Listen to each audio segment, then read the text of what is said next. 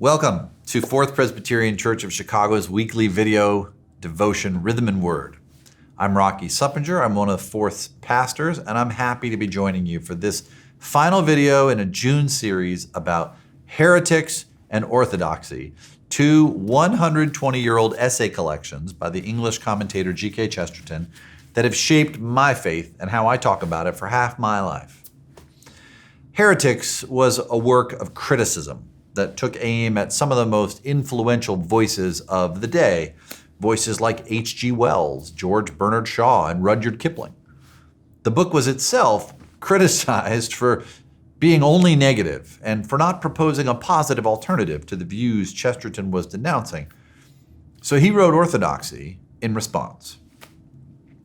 The essays in Orthodoxy captured my imagination because they both spoke to the particulars of Chesterton's day in ways that I couldn't really relate to, didn't really understand.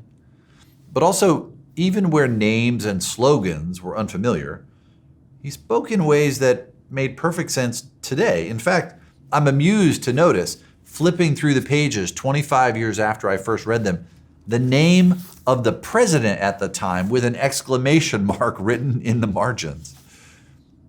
Chesterton wrote a weekly newspaper column for over 30 years, so he was deeply immersed in the political issues and controversies of his day. He perceived politics through the prism of Christian faith, though he neither advocated for a purely Christian politics nor a thoroughly political Christianity. I've always found the way that Chesterton held faith and politics together very influential. Here's an example. In the 7th chapter of Orthodoxy, which Chesterton titled The Eternal Revolution, he argued that some ideal must motivate political engagement for people of faith. Whenever we argue or vote or march, we have an ideal outcome in mind that is different, that is better than the current reality. Chesterton was very concerned about where Christians should take that ideal from. Two popular possibilities in the early 20th century, in England at least, were evolution and progress. The ideal is whatever the world is evolving to become. In the first example, based on Darwinian ideas of natural selection, or in the second example, the ideal is coming about step by step, almost inevitably as progress is made toward it. Chesterton didn't buy either of these, which it seems to me still have a lot of influence in our day. Instead, he proposed reform as an alternative. Here's a paragraph of that chapter that still feels really relevant to me. We need not debate about the mere words evolution or progress. Personally, I prefer to call it reform. For reform implies form. It implies that we are trying to shape the world in a particular image, to make it something that we see already in our minds. Evolution is a metaphor from mere automatic unrolling. Progress is a metaphor from merely walking along a road, very likely the wrong road. But reform is a metaphor for reasonable and determined people. It means that we see a certain thing out of shape, and we mean to put it into shape, and we know what shape. I don't have to tell you how out of shape some things are in our body politic today.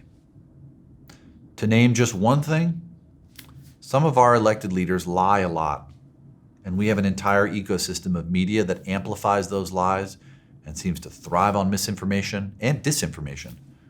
This is out of shape and needs to be reformed.